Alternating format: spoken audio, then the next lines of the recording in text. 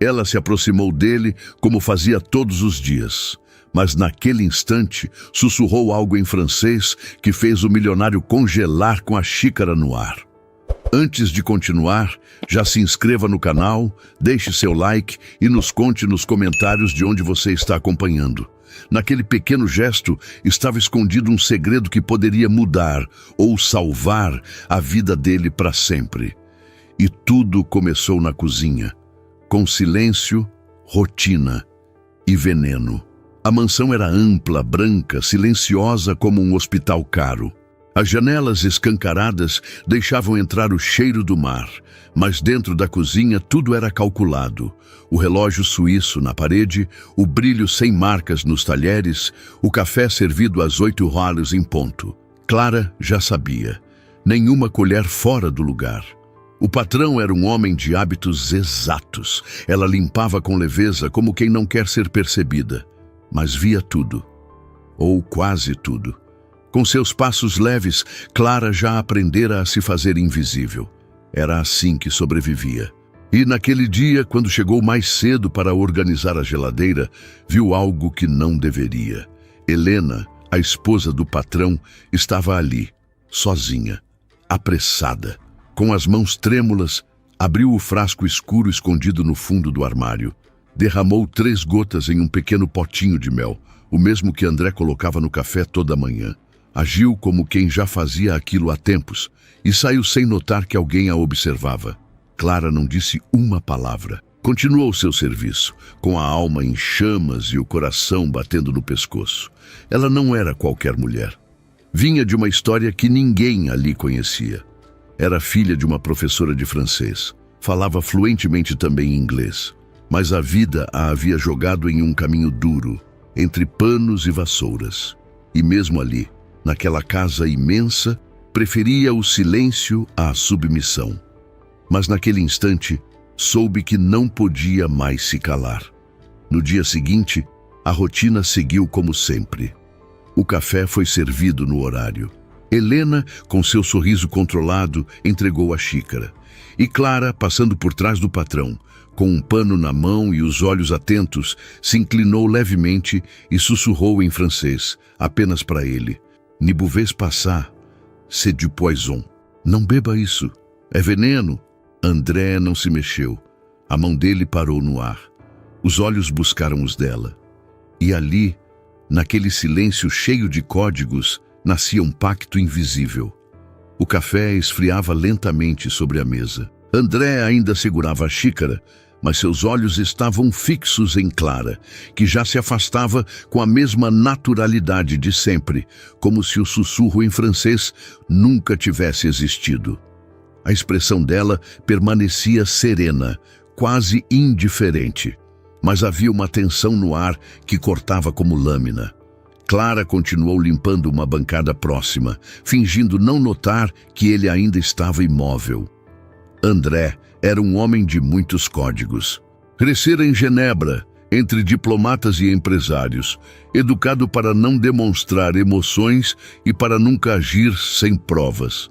Mas, naquele instante, algo em seu estômago, e não era o café, o avisava de que estava diante de uma verdade incômoda.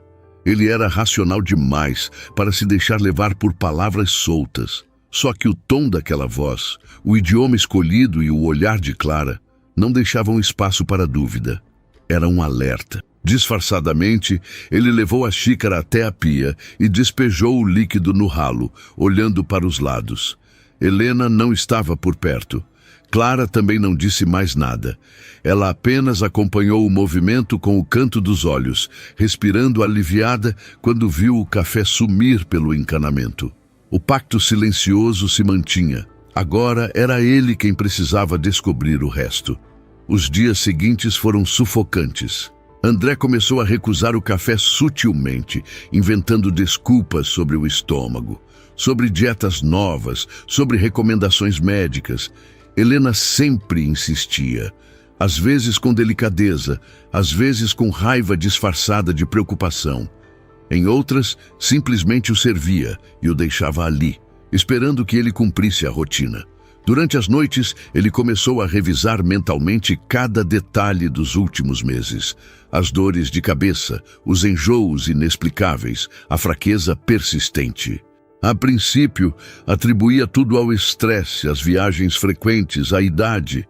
Os médicos não encontraram nada grave, apenas recomendaram repouso, hidratação, talvez férias. Mas agora, diante do que Clara insinuara, tudo ganhava um peso novo. As pequenas ausências de Helena na cozinha, os chás prontos quando ele chegava, a forma como ela evitava que ele visse o preparo de suas refeições. Tudo fazia sentido, mas ainda faltavam provas. Enquanto isso, Clara se tornava ainda mais cuidadosa. Evitava cruzar o caminho da patroa, não se aproximava de André quando não era necessário e mantinha os ouvidos atentos a cada passo na casa. Ela sabia que se Helena percebesse algo, o perigo não seria apenas para ele, também seria para ela. Numa tarde em que a casa estava mais vazia, Clara aproveitou para limpar a despensa. Mas sua intenção era outra. Ela buscava o frasco, o mesmo que viu nas mãos de Helena naquela manhã. Procurou entre temperos, remédios naturais, potes de vidro. Por fim, encontrou escondido dentro de uma lata de leite em pó, atrás de um pacote de arroz. Não havia rótulo, apenas um líquido âmbar, viscoso, sem cheiro aparente. Ela não tocou em nada. Apenas fotografou discretamente com seu celular e depois devolveu ao mesmo lugar, com o cuidado de quem sabe que está mexendo com algo letal. Naquela noite, Clara esperou todos dormirem. Pegou seu antigo notebook, velho e com as teclas gastas, e começou a pesquisar. Procurou por tipos de veneno incolores, solúveis, de efeito cumulativo. Leu fóruns de toxicologistas, artigos acadêmicos, relatos de pessoas envenenadas por familiares. E o que descobriu a deixou sem chão. Um padrão repetia-se.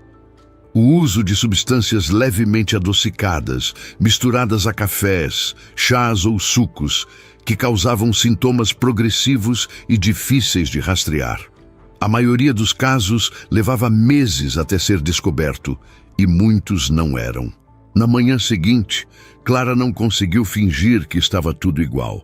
Seu olhar cruzou com o de André por uma fração de segundo, e ali ele soube. Ela tinha mais a dizer. Ele esperou Helena sair para uma caminhada na praia e pediu a Clara que levasse o aspirador até a sala de leitura, mesmo sem necessidade. Quando ela entrou, ele se aproximou, falou em francês com a voz baixa. "Você tem certeza?" Ela assentiu. "Eu vi e fotografei." André não perguntou mais nada. Seus olhos estavam tomados por uma mistura de dor, nojo e gratidão. Ele colocou a mão no rosto e sentou-se devagar na poltrona de couro. Ficou em silêncio por alguns segundos, até murmurar. "E eu ainda achava que estava ficando velho." Ela não respondeu, apenas ficou ali, de pé, esperando. Quando ele se levantou, seu olhar estava decidido. Disse apenas, "Preciso ver com meus próprios olhos." 2 dias depois, com a ajuda de um técnico de confiança, instalou microcâmeras ocultas na cozinha, na copa e na despensa. Posicionadas de forma estratégica, captariam cada movimento. O sistema era discreto, acessado apenas por um aplicativo protegido por senha, que ele mesmo controlava. André não contou a ninguém, nem a Clara. Durante 3 manhãs seguidas, ele fingiu beber o café. Cumpria cada gesto da rotina, mas escondia a bebida, derramava em plantas do jardim ou levava para o banheiro e jogava no vaso sanitário. Enquanto isso, revisava as imagens à noite. E em todas as manhãs, a mesma cena. Helena, sozinha na cozinha antes do café, abrindo a mesma lata, misturando o líquido no pote de mel, mexendo com cuidado, como quem já sabia exatamente o que fazia. Na terceira gravação, viu algo ainda mais perturbador. Ela olhou para a câmera, não sabia que estava sendo filmada, e sorriu para o espelho ao lado da geladeira. Um sorriso frio, vazio, como se falasse com ela mesma. Foi nesse instante que André soube. Soube que, sem Clara, ele provavelmente estaria morto. Clara percebeu que algo havia mudado no olhar de André. Ele não era mais o homem apático e debilitado dos últimos meses. Seus passos voltaram a ter firmeza, seus olhos, atenção. Ele parecia mais presente, mas ela sabia que aquilo não era força, era preparação. Ele estava se armando com a verdade, e uma verdade como aquela nunca vinha sem dor.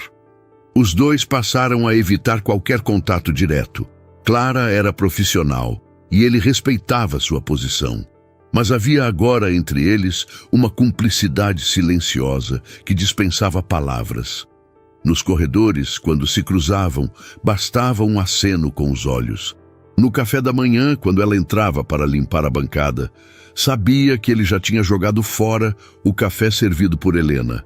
E ele sabia que ela não precisava ver os vídeos para ter certeza do que dizia.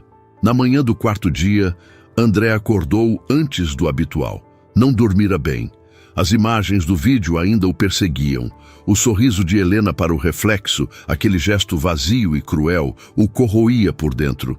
Não era só traição, era premeditação, era prazer na destruição. Ele se vestiu em silêncio, sem chamar ninguém, e desceu sozinho até a cozinha. Clara já estava lá, como sempre, limpando os azulejos com um pano úmido. Ela ergueu os olhos por um instante e voltou ao trabalho. Ele aproximou-se devagar, quase sem fazer ruído, como se temesse quebrar o frágil pacto entre eles. «Merci, Clara», sussurrou em francês. Ela parou, com as mãos ainda sobre a bancada. Não virou o rosto, mas respondeu no mesmo tom. «Vous avez vu? Você viu?» Ele assentiu. «Trois fois, 3 jours, toujours le même poison». 3 vezes, 3 dias, sempre o mesmo veneno. Ela fechou os olhos por um segundo, como se estivesse rezando. Quando voltou a olhar para ele, havia algo diferente em sua expressão. Um alívio contido, mas também preocupação. Aquilo não era mais apenas sobre salvar a vida dele. Era sobre o que fazer com o que sabiam. Helena apareceu poucos minutos depois, impecável como sempre. Vestido claro, cabelo preso com perfeição. Trazia a mesma expressão doce, a xícara de café fumegante e uma voz treinada em afetos fingidos. «Bom dia, meu amor. Fiz do jeito que você gosta hoje. O mel está mais suave». Ela beijou a testa dele e colocou a xícara sobre a mesa. Clara apenas observou, de longe, enquanto fingia dobrar panos de prato. André não tocou na xícara, sorria educadamente, mas estava em outro lugar. «Estou pensando em viajar uns dias. Preciso me afastar um pouco». Helena arregalou levemente os olhos, mas logo recuperou o sorriso. «Viajar? Agora? Só alguns dias para descansar». Ele mantinha o tom calmo, mas seus dedos tamborilavam sobre a mesa. Ela tentou protestar, mas ele já havia se levantado. A decisão estava tomada. Mais tarde, no escritório, ele chamou Clara discretamente. Quando ela entrou, a porta já estava trancada. Sobre a mesa, um envelope com documentos e um pequeno pendrive. «Isso é tudo que gravei», disse ele, deslizando o pendrive na direção dela. «Eu ainda não sei como agir. Preciso pensar. Mas não podia passar outro dia sem te agradecer». Clara não tocou no pendrive. Apenas olhou para ele com uma mistura de respeito e dor. «O senhor está em perigo. Não demore demais para decidir». Ele se aproximou um passo. «E você?» perguntou. «Você também está arriscando tudo. Por quê?» Ela desviou os olhos, demorando para responder. «Porque já vi isso acontecer antes. Com meu pai, com a mulher dele, e ninguém teve coragem de avisá-lo. Ele só descobriu quando já era tarde. Eu não podia ver isso de novo. Não com o senhor, não com alguém que me trata como gente». As palavras ficaram suspensas no ar. André parecia querer dizer mais, mas se conteve, apenas assentiu. Sabia que havia muito ali que não era só sobre veneno. Era sobre histórias antigas, feridas abertas, justiça que não veio na hora certa. E era também sobre gratidão. Naquela noite, Helena entrou no quarto e encontrou as malas prontas. André estava sentado na poltrona com um livro nas mãos. Ela tentou disfarçar a surpresa, mas ele a cortou antes que falasse qualquer coisa. Vou para São Paulo amanhã. Tenho reuniões com os advogados. Não sabia que tinha algo pendente lá. Respondeu ela desconfiada. Sempre tem. Ele se levantou, passou por ela e saiu do quarto, sem sequer olhar para trás. Sozinha, Helena observou as malas e franziu o senho. Alguma coisa escapava do seu controle. E isso a deixava inquieta. Enquanto isso, Clara apagava as luzes da cozinha e trancava a porta dos fundos. Antes de subir, olhou para o jardim escuro e respirou fundo. Ainda não estavam seguros, mas já não estavam sozinhos. O motorista deixou André no aeroporto ainda de madrugada. A viagem até São Paulo seria curta, mas o suficiente para o afastamento parecer real. Ele precisava de tempo, não apenas para agir, mas para desviar a atenção de Helena. Sabia que se permanecesse ali, ela logo perceberia que algo escapava por entre seus dedos. A mansão, mesmo silenciosa, tinha ouvidos em todos os cantos. E Helena aprendera a escutar até o que não era dito. Antes de partir, ele havia acionado um técnico de confiança. Alguém discreto, indicado por um antigo amigo do consulado. O homem chegou com uma maleta comum, como se fosse apenas um eletricista. Clara o guiou pela casa enquanto fingia verificar tomadas. Em menos de 2 horas, as câmeras estavam instaladas. Uma no armário alto da cozinha, outra embutida dentro do relógio da copa, e mais 2 na despensa e sobre o fogão. Todas posicionadas com precisão, sem fios aparentes, conectadas a um sistema remoto acessado apenas pelo celular de André. Clara sabia que aquilo mudava o jogo. Até então, era tudo baseado em olhares, intuições, fragmentos de provas. Agora teriam a verdade em imagens. Mas também sabia que isso exigiria paciência. Helena não era impulsiva. Ela envenenava devagar, com a calma de quem aprende a matar como se fosse um hábito doméstico. As primeiras 48 horas foram tensas. Clara mantinha sua rotina de limpeza, mas cada vez que via Helena na cozinha, sentia o estômago apertar. Fingir normalidade era, por si só, um exercício cruel. Na ausência de André, Helena tentava manter a aparência de controle. Dizia a amigos que o marido precisava de repouso e que fora consultar especialistas. Andava pela casa com sua postura altiva, mas algo em seus passos parecia diferente. Às vezes, parava no meio do corredor como se escutasse algo. Outras vezes, trancava-se no quarto e saía horas depois sem dizer uma palavra. Clara observava tudo. Esperava. No terceiro dia, às 7h32 da manhã, Helena desceu de chinelos, vestindo uma camisola de seda bege e um robe quase transparente. Abriu a cozinha com um leve empurrão, acendeu as luzes e caminhou até a prateleira mais alta. Tirou a lata de leite em pó, retirou o pequeno frasco âmbar de dentro, sacudiu suavemente e despejou 3 gotas dentro do mel. Mexeu com cuidado, lavou a colher como sempre fazia, depois serviu o café. A câmera captou tudo, cada gesto cronometrado, cada movimento dissimulado. Era como assistir a uma dança ensaiada, repetida com frieza e técnica. Às 9 horas, o vídeo já estava no celular de André.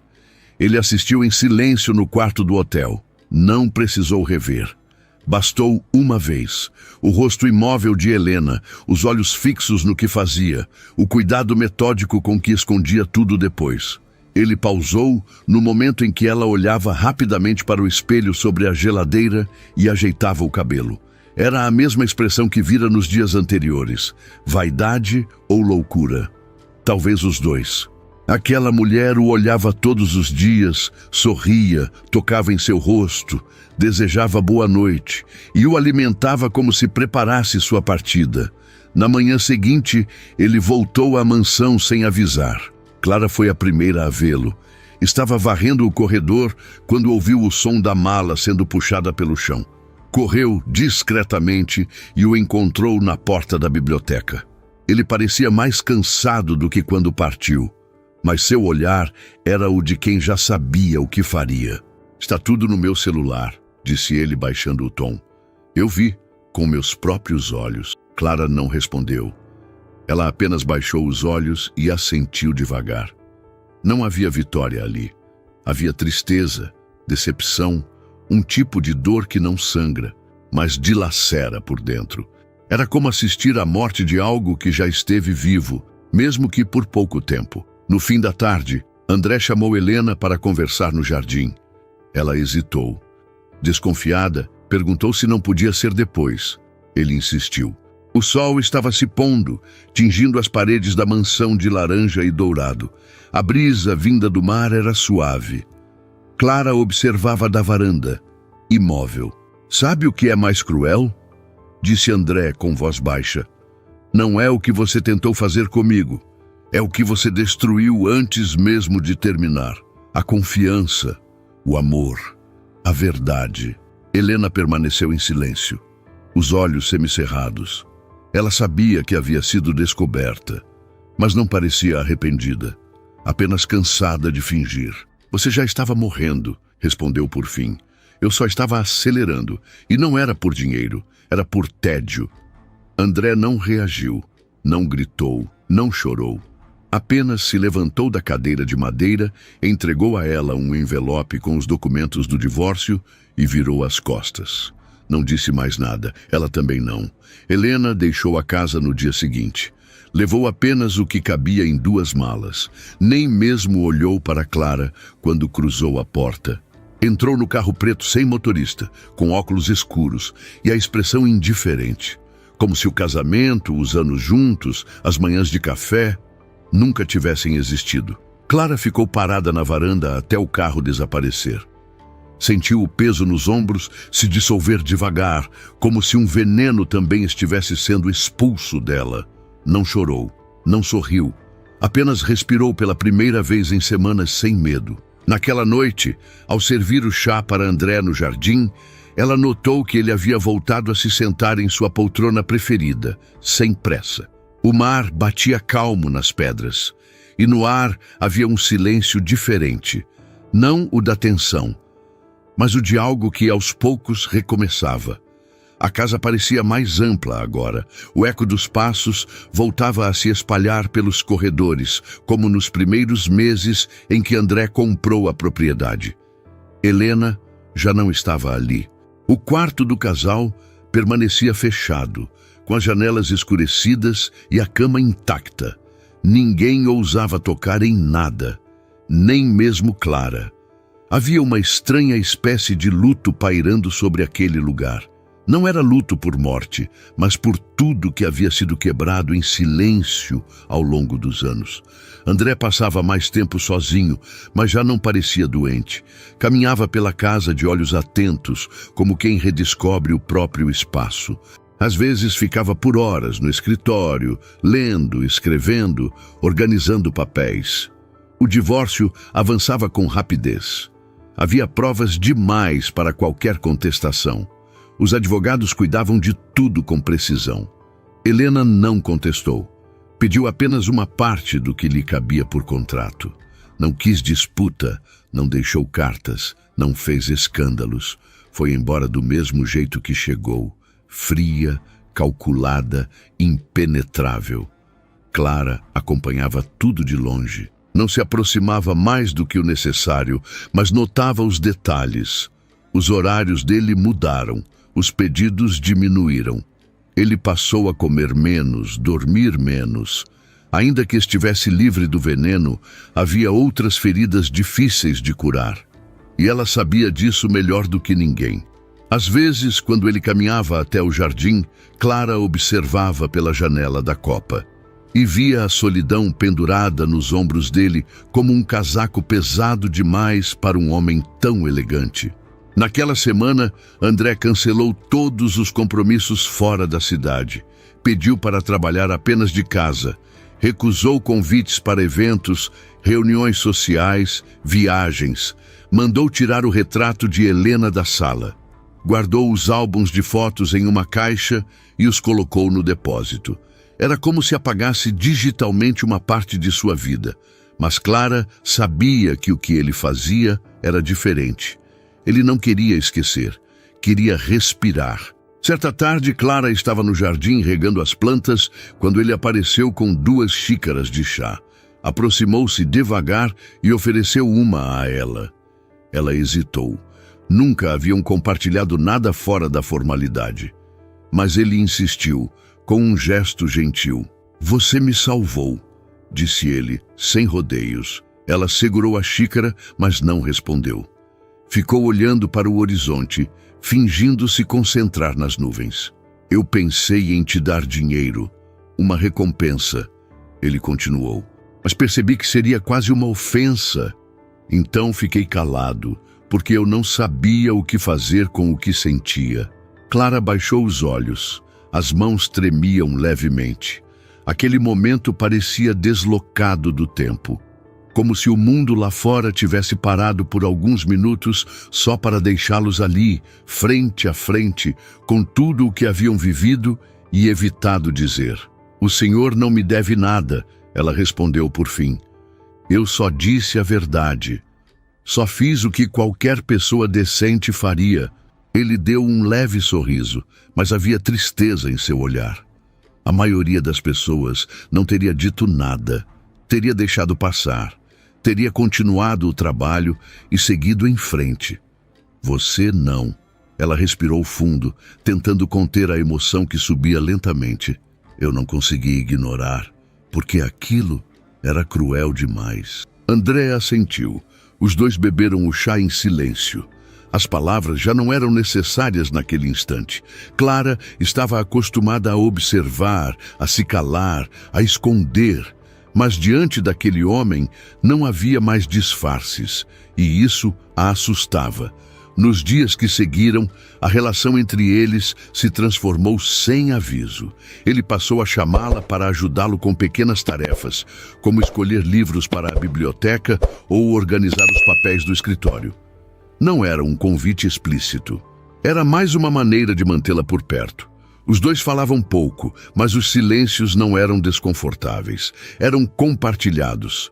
O jardim virou o espaço comum. Ele lia, ela regava as plantas, e entre uma pausa e outra trocavam olhares, sorrisos discretos, confidências quase sem palavras. Um fim de tarde, Clara estava dobrando roupas no quarto de hóspedes quando encontrou, em cima da cômoda, um pequeno bilhete escrito à mão. Apenas uma frase. "Se eu tivesse escutado sua voz antes, talvez tudo tivesse sido diferente." Não havia assinatura, mas ela sabia quem havia deixado ali. Naquela noite, ela demorou mais do que o habitual para apagar as luzes da casa. Passou por cada cômodo com calma, como quem sente que tudo está prestes a mudar. Ao chegar na varanda, viu André sentado, olhando o mar escuro. Ela pensou em voltar, mas ele a viu e fez um gesto com a mão, pedindo que se aproximasse. "Sabe, Clara", ele disse com voz baixa, "o que mais me surpreendeu não foi o veneno. Foi perceber o quanto eu estava sozinho mesmo estando casado." Ela sentou-se devagar na cadeira ao lado. Ficou em silêncio por um tempo. Depois falou sem olhar para ele. "A solidão não grita, ela sussurra, igual ao que eu fiz no seu ouvido aquele dia." Ele riu com ternura. E naquele instante, os 2 entenderam que a separação mais dolorosa já havia acontecido. A que separa o que é mentira do que é verdadeiro. E o que ficou ali entre eles era exatamente isso. Algo que resistiu. Algo que não precisava de veneno nem de promessas, apenas de tempo e presença. Clara sempre foi feita de silêncios. Cresceu aprendendo que as palavras tinham hora e lugar. Filha de uma professora de francês e de um pai que desapareceu cedo demais, aprendeu cedo que o mundo não ouvia mulheres como ela. Mas havia outros jeitos de ser vista. Um prato bem arrumado, uma roupa passada com perfeição, uma frase curta falada no momento exato. Ela não precisava falar alto para ser sentida. E agora, mesmo depois de tudo o que acontecera, mesmo depois de salvar a vida de André, ela voltava ao seu lugar seguro, o silêncio. Mas André já não a via como antes. Aquela mulher que antes se movia invisível pelos cômodos, agora deixava rastros por onde passava. Ele reconhecia seu perfume suave antes mesmo que ela entrasse no ambiente. Reconhecia o som das suas passadas, a leveza com que tocava os objetos, a forma de dobrar as pontas dos panos de prato. Aquilo que antes era parte da paisagem, agora era presença. E ele sentia falta quando ela não estava. André tentava respeitar o espaço entre eles, mas era difícil. Queria se aproximar, saber mais sobre aquela mulher que por tanto tempo se camuflou na própria humildade. E ao mesmo tempo não queria assustá-la. Clara era forte, mas trazia uma delicadeza que exigia cuidado. Um gesto errado e ela recuaria. E ele sabia que, se isso acontecesse, não teria outra chance. Num sábado nublado, André sugeriu que reorganizassem juntos os livros da biblioteca. Disse que precisava de ajuda para catalogar as edições francesas que havia herdado do avô. Clara hesitou, mas aceitou. Subiram juntos ao segundo andar e ela se surpreendeu com o acervo. Nunca havia estado ali com tempo para olhar. Entre títulos encadernados em couro, encontrou autores que sua mãe citava em voz alta durante os jantares de infância. Proust, Baudelaire, Duras. Tocou nas lombadas com reverência, como quem reencontra um velho amigo. André a observava de longe. Sentado à escrivaninha, fingia revisar papéis, mas seus olhos estavam nela. Em cada pausa longa diante de um título, em cada sorriso discreto quando lembrava de um trecho lido anos antes. Ele já havia sido apaixonado por mulheres belas, intensas, inteligentes, mas nunca por alguém que carregasse o mundo nos olhos com tanta leveza. Clara percebeu o olhar, mas fingiu que não. Continuou retirando livros da estante, empilhando-os cuidadosamente. Em determinado momento, abriu um volume antigo de cartas trocadas entre Simone de Beauvoir e Jean-Paul Sartre. Dentro dele, encontrou uma flor seca, amarelada, prensada entre as páginas. Segurou aquilo como quem segura uma lembrança esquecida e sorriu.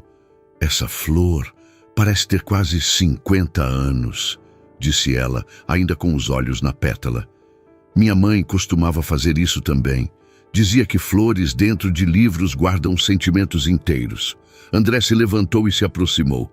Deve ter sido deixada por meu avô. Ele era romântico, guardava cartas, pétalas, até bilhetes de metrô. Eu achava tolice na época. Hoje entendo. Clara o olhou nos olhos por um breve instante. E havia ali uma ponte sendo construída, mesmo que silenciosa. Ele a ajudou a recolher os livros e, enquanto arrumavam a nova prateleira dedicada à literatura francesa, sugeriu que ela escolhesse um livro para si. Pode pegar o que quiser. Alguns desses títulos merecem voltar à vida, e eu adoraria saber qual você escolheria. Ela tocou em um de Marguerite Duras. Depois voltou atrás. Escolheu um de Albert Camus. Esse foi o primeiro autor que me fez pensar que silêncio também é forma de resistência, disse ela com um meio sorriso. André assentiu, emocionado. Aquilo não era mais uma conversa sobre livros, era sobre eles, sobre tudo o que não haviam dito ainda, e sobre o que talvez ainda tivessem medo de dizer. No fim da tarde, Clara voltou para o seu quarto com o livro nas mãos. Sentou-se na cama e demorou para abri-lo. Ficou olhando para a capa como se ela pudesse responder a perguntas que ela mesma evitava fazer. Seu coração estava dividido. Não era mais só o patrão que via nela uma mulher diferente. Ela também já não via André apenas como o homem rico que um dia precisou ser salvo. Agora ele era presença, era gentileza, era abrigo. Mas Clara tinha medo.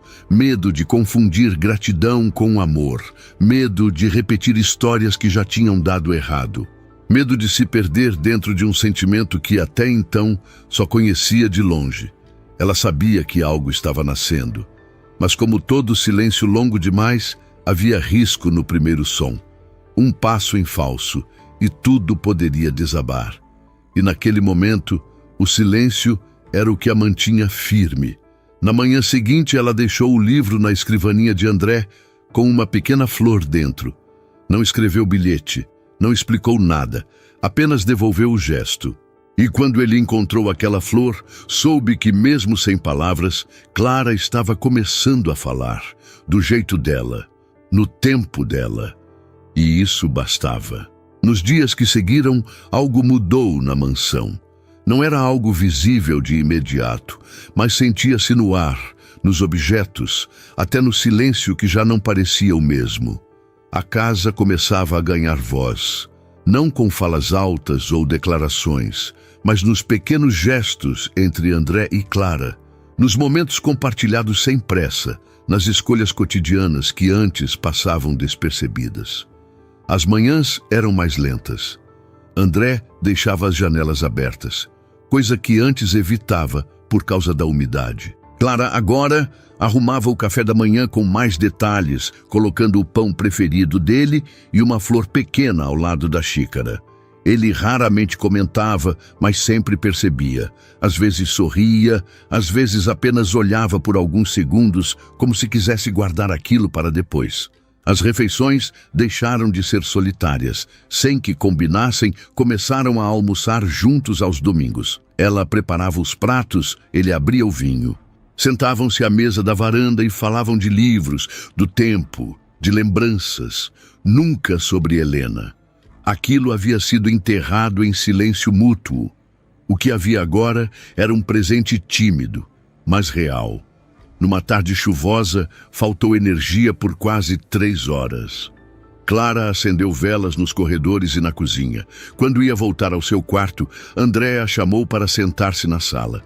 Trouxe um baralho antigo, herdado do avô, e sugeriu que jogassem alguma coisa para passar o tempo. Ela hesitou, mas aceitou. Sentaram-se no chão, com uma toalha improvisada sobre o tapete, e começaram uma partida desajeitada de cartas que logo virou conversa. Riram como não faziam há tempos. Clara contou sobre sua infância em uma casa apertada, com goteiras no teto e cheiro de livro usado. Falou da mãe, que recitava poemas em francês enquanto cozinhava, e dos irmãos que cresceram sem entender o valor daquelas palavras. André ouviu como quem assiste a um filme precioso. Nunca interrompia. Apenas fazia perguntas leves, deixava que ela conduzisse. Ele também falou de si, aos poucos. Contou sobre os dias solitários nos internatos suíços, das visitas formais dos pais e da falta que sentia de uma voz firme que o chamasse de volta para casa quando passava tempo demais calado.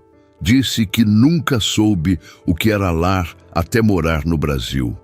Mas também nunca se sentiu em casa até Clara começar a deixar bilhetes silenciosos entre as páginas dos livros. Naquela noite, quando a luz voltou, eles permaneceram ali, iluminados apenas pela vela. Clara recolheu as cartas, mas não foi embora imediatamente. Sentou-se no sofá e ficou olhando a chama dançar sobre a mesa. André a observava com um misto de ternura e respeito.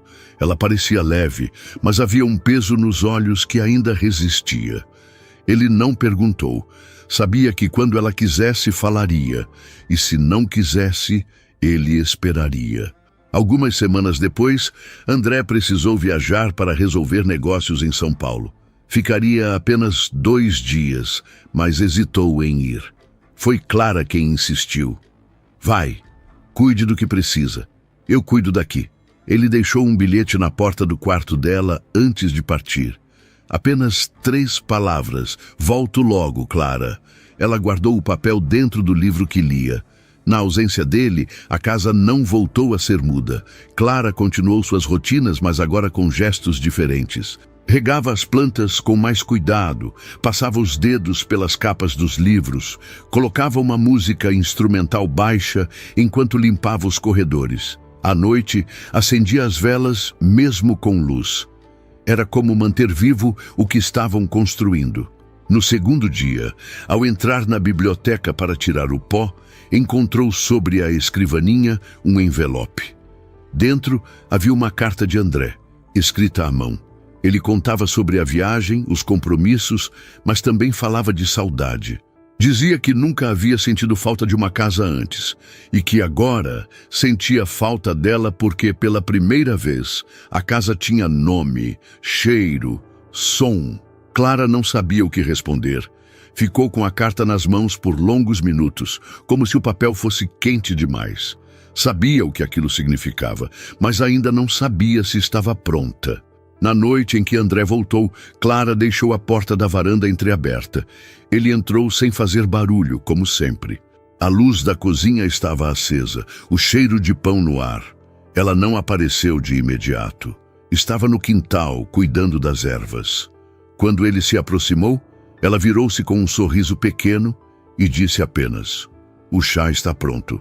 Já sabia que você viria com frio." E naquele instante, André teve certeza. A casa já não era só paredes e móveis. Era ela. Era Clara. Era o som dos passos dela de manhã, o perfume no corredor, a xícara que ela escolhia, a forma como dobrava os guardanapos. A casa agora falava. Com a voz dela, com o silêncio dela, com tudo o que ela nunca precisou dizer, e ele nunca quis sair dali outra vez. A vida dentro da mansão parecia ter encontrado uma nova frequência. Não era rápida, nem ruidosa. Era feita de gestos calmos, pausas significativas e um tipo de silêncio que dizia mais do que muitas conversas. Clara e André haviam aprendido a se escutar sem pressa. Ele, com seus olhos atentos, ela, com sua delicadeza quase invisível. As palavras, quando vinham baixas. E por isso mesmo tocavam fundo. Na manhã de domingo, André acordou antes do sol. Fazia tempo que o sono vinha leve, não por preocupação, mas por desejo de aproveitar o dia desde cedo. Saiu da cama e caminhou descalço até a varanda. O céu ainda era escuro, mas já começava a clarear no horizonte. Clara estava na cozinha, preparando o café. Ele sabia disso pelo som delicado dos talheres e pela luz amarelada que escapava sob a porta. Ainda não era hora de falar. Ele se contentou em ouvir. Minutos depois, Clara surgiu com a bandeja. Tinha posto apenas 2 xícaras de café, pão, mel e uma tigela de frutas. Quando o viu sentado ali, envolto no frio leve da manhã, apenas sorriu. Colocou a bandeja na mesinha e sentou-se ao lado dele, cobrindo os joelhos com a manta que trazia dobrada no braço. "Hoje o dia vai ser bonito", disse ela. Ele concordou com um aceno de cabeça. "Já é", respondeu, sem tirar os olhos dela. Clara corou discretamente, mas não desviou o olhar. Não havia mais espaço para disfarces entre eles. Ainda assim, havia algo que os dois mantinham em suspenso. Algo que se construía aos poucos, sem pressa, como quem sabe que o tempo certo não é ditado pelo relógio, mas pelo coração. Mais tarde, André a convidou para sair. Disse que queria mostrar algo fora da rotina. Clara se surpreendeu, mas aceitou. Vestiu uma roupa simples, mas bonita, prendeu o cabelo em um coque leve e calçou sandálias baixas. Entraram no carro sem dizer para onde iam. Dirigiram até um campo aberto nos arredores da cidade. Um lugar escondido, onde cresciam lavandas e margaridas selvagens. Clara nunca tinha estado ali. O cheiro da lavanda preenchia o ar como um abraço. André a levou até uma pequena clareira, onde havia um banco de madeira gasto pelo tempo. Sentaram-se lado a lado, sem pressa, ouvindo o som do vento entre as folhas. "Esse lugar me lembra minha infância na Suíça", disse ele. "Os campos floridos, os verões silenciosos, as manhãs compridas. Mas tem algo aqui que não tinha lá. Você." Clara sentiu o coração apertar no peito. Quis responder, mas não sabia como. Nunca fora boa com palavras grandes. Preferia as pequenas, aquelas que quase escorregam da boca, mas ficam no coração de quem ouve. "Eu tenho medo", disse ela baixinho. "Eu também", ele respondeu. Ela virou o rosto para ele e viu que ele dizia a verdade. Não havia pressa nos olhos dele. Havia respeito, paciência e uma ternura que ela só havia visto na mãe, quando criança. Eu nunca imaginei isso, continuou ela. Não imaginei que alguém como o Senhor, que um dia veria em mim mais do que uma mulher com um pano na mão. Ele sorriu sem ironia. E eu nunca imaginei que alguém com um pano na mão teria tanto poder para me salvar. Os dois riram leves, como quem pela primeira vez deixava o coração descansar. André pegou a mão dela devagar. Não era um gesto ensaiado, era um pedido silencioso. E ela permitiu. Deixou os dedos entrelaçarem os dele, como quem diz sim, sem precisar falar. Voltaram para casa antes do anoitecer. Clara foi para a cozinha, preparou uma sopa leve com pedaços de abóbora e gengibre. André pôs a mesa. Dividiram o jantar em silêncio, sorrindo de tempos em tempos, trocando olhares cúmplices. Quando terminou, ela recolheu os pratos e ele a ajudou a secar. Antes de dormir, Clara passou na varanda para fechar as janelas. André estava lá, de pé, olhando o mar. Ela se aproximou devagar. Ele virou-se e, num tom que só ela entenderia, disse: "Foi o seu sussurro que me salvou, mas é o seu silêncio que me faz ficar." Clara segurou o rosto dele com as duas mãos e, pela primeira vez, deixou o silêncio se romper. "E foi o seu olhar que me viu de verdade." Ele se aproximou com doçura e a beijou com leveza. Não havia urgência, havia entrega. Naquela noite, Clara não voltou para o quarto dos fundos. Dormiu no quarto dele, de mãos dadas. E pela primeira vez em muito tempo, os dois dormiram profundamente. Sem fantasmas, sem veneno, sem medo. Ali, entre o som do mar e a brisa leve que atravessava a casa, um amor nasceu sem alarde. Cresceu em voz baixa. Mas era amor, e isso era tudo. Se você também acredita que o amor verdadeiro pode nascer no silêncio e nos gestos mais simples, inscreva-se no canal para não perder histórias que tocam o coração como essa.